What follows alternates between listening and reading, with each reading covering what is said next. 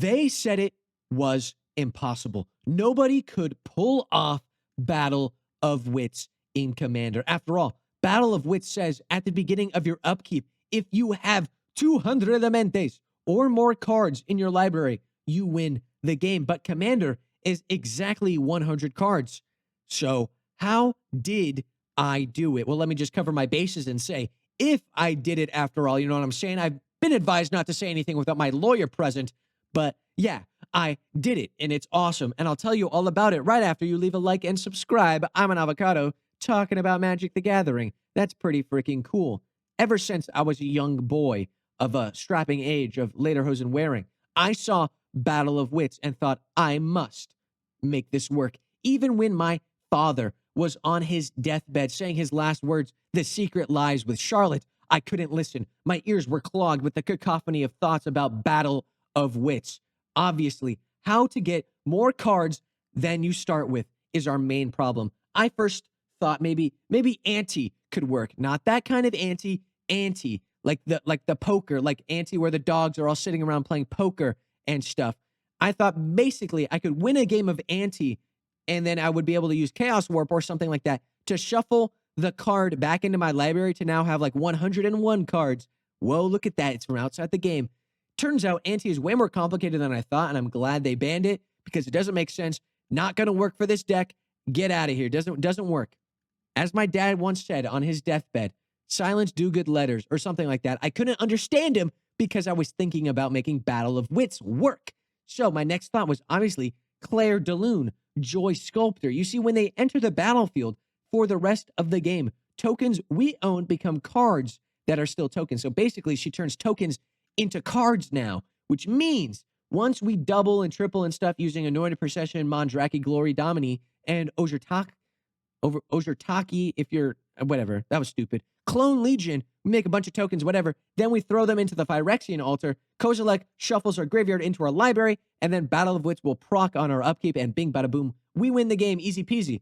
Just one problem with that, though. Yikes. Claire de Lune is not legal. So, unless you are a Beavis-looking politician named Matt Gaetz, we're going to need something else. Something that actually is legal. All right? He did step down after I wrote this bit. Doesn't matter. We need a miracle. All right? And what's that coming towards us right now? An angel. Legion Angel. When they enter the battlefield, we reveal a card we own named Legion Angel from outside the game and put it into your hand. Bing, bada, boom. Now we can do a whole bunch of Legion Angels. And wow, I almost crashed my computer animating all that in the Google Slides. I could have just done Legion Angel times 100, and I should have. So now we got a bunch of Legion Angels, throw them in the Phyrexian altar. Kozilek shuffles our graveyard into our library, and bing, bada, boom, Battle of Wits pops off, and we win the game very easy. Just one small problem with this, yet again. Legion Angel is 400 mana. Why? Because it's, 4 mana times 100. That is a lot of mana. I can't make that work. You know what I'm saying? As my dad once said on his deathbed, here at the wall, and I couldn't listen to him because yet again, my every thought and waking moment, my mitochondria were focused on Battle of Wits. We need something stronger than a bunch of Legion Angels. We're going to need Spawn Sire of Ulamog. You see, this guy is 10 mana, but for 20 mana, we can cast any number of Eldrazi cards we own from outside the game without paying their mana cost. So we can throw in Sire of Seven Deaths, Emrakul the Freaky End, Ulamog the Infinite Guy, Glaring Fleshraker, It That Betrays, etc. You get the point, all right? We get all of our Eldrazi, like 100 of them, right? And then we throw them into our deck, and then we use Phyrexian Altar to sacrifice them all, Kozilek to shuffle our graveyard into our library, and then Battle of Wits to win the game.